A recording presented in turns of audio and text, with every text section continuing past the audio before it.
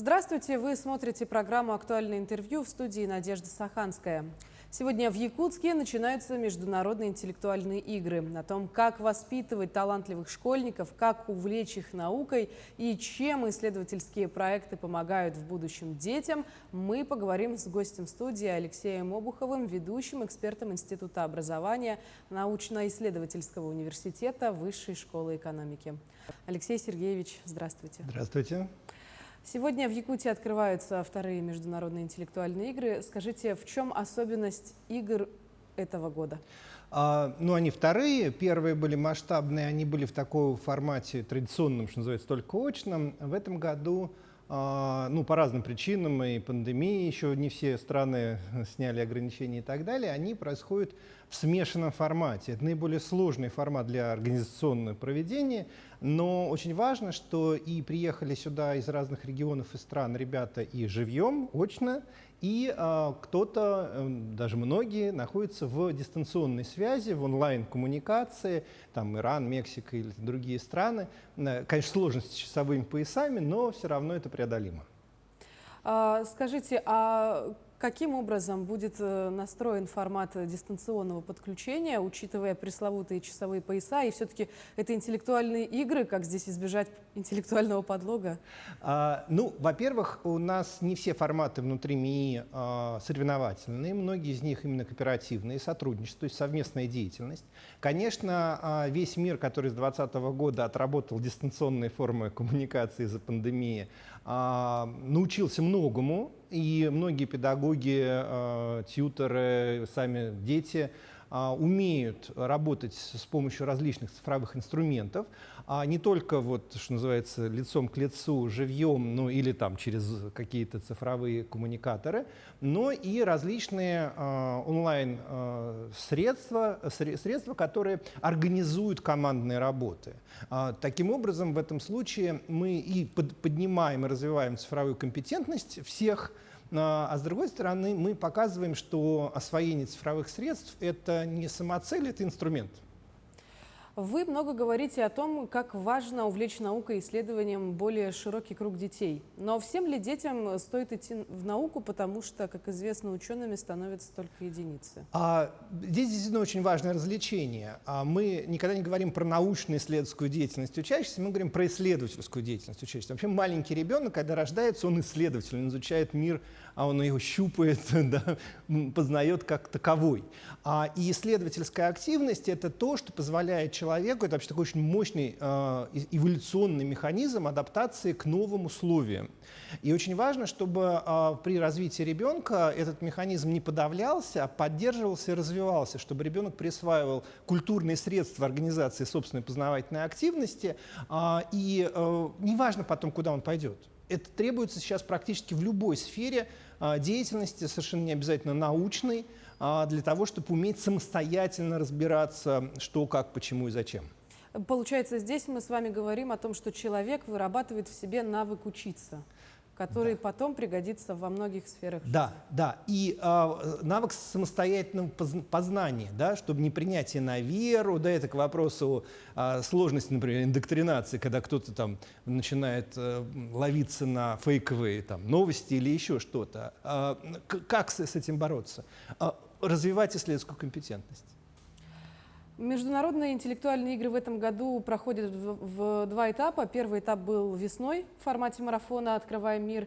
Вы автор этого формата. В чем особенности и как прошел первый этап?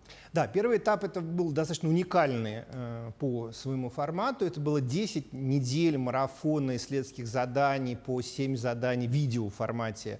В неделю ребята могли выбирать на свой вкус и интерес эти задания провоцировали их что-то изучать в окружающем мире. Надо сказать, что этот первый этап, он был поддержан еще, кроме того, что государственная поддержка была от Республики Саха-Якутия и Алроса. Это очень важный тоже такой прецедент сотрудничества бизнеса и государства ради развития общества, поскольку вот этот формат марафона «Открываем мир», он подразумевал максимальную самостоятельную активность детей. Это то, что очень ценно, опять же, в современном мире, поддерживать и развивать, создавать пространство, где они могут реализовывать себя. А вот сейчас второй этап, который начнется, он включает в себя несколько событий разного формата. В чем здесь, какие здесь особенности?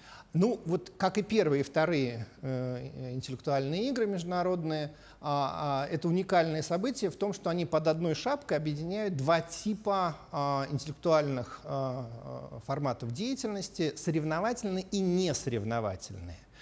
Ну, Туймада — это мы знаем, например, известная Олимпиада, да, и где там все-таки соревновательный элемент, или Международная исследовательская школа, где ребята в международных командах за короткое время, там 10-11 дней,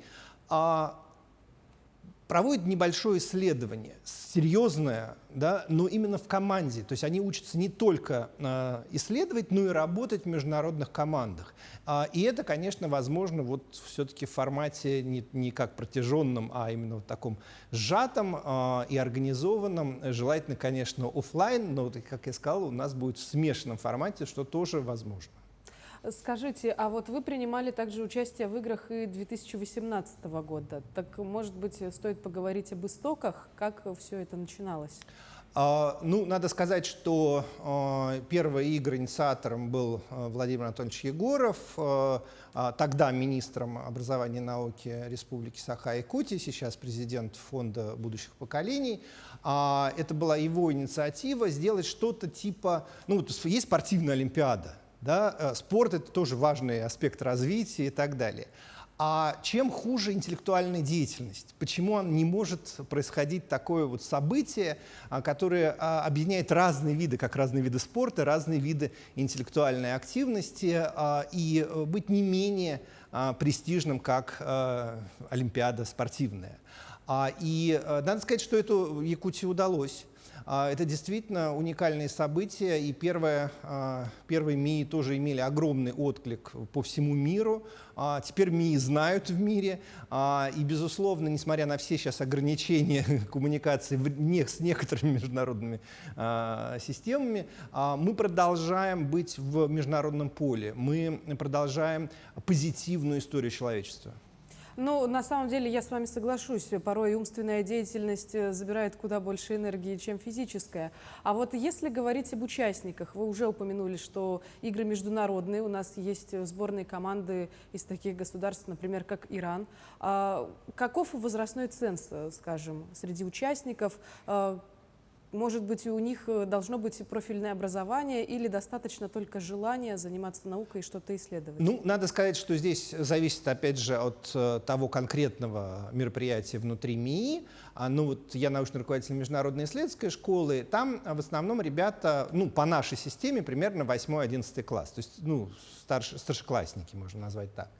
У нас нет никакого отбора, например, на Международную исследовательскую школу. Там ключевой момент — владение английским рабочим. Опять же, иначе будет трудно коммуницировать. Да? И желание. В данном случае каждый регион и каждая страна по-своему отбирает детей, потому что мы понимаем, число участников ограничено. И чаще всего это ребята, которые уже имели какой-то опыт, притом очень разный. И это очень тоже для нас ценно, потому что мы строим не на монокультуру, а именно на культуру разнообразия. Да, что ребята разный опыт, и их разный опыт дает совместные новые эффекты. Считаете ли вы, что вот подобного рода работа со школьниками должна стать частью современной концепции в школьном образовании? Ну, мы вообще работаем над этим. И в наших федеральных образовательных стандартах, например, включена исследовательская проектная деятельность. Другое дело, что одно дело включить в нормативную базу, этот вопрос уже давно решен. А другое дело — это внедрить в повседневную практику школьной жизни.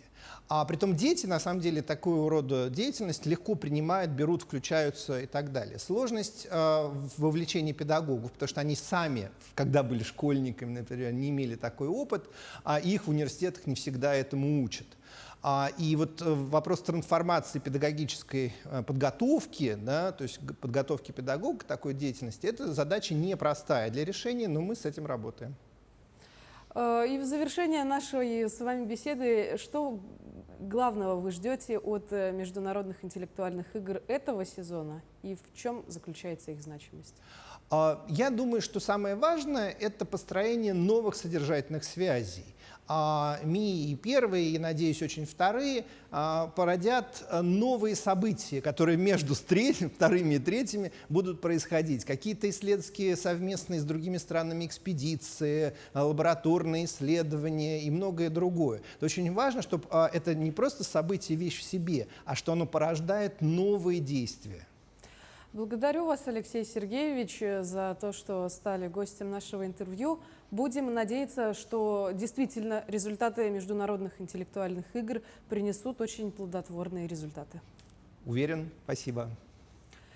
Я напомню, вы смотрели программу «Актуальное интервью». Сегодня мы говорили о вторых международных интеллектуальных играх. Берегите себя. До встречи.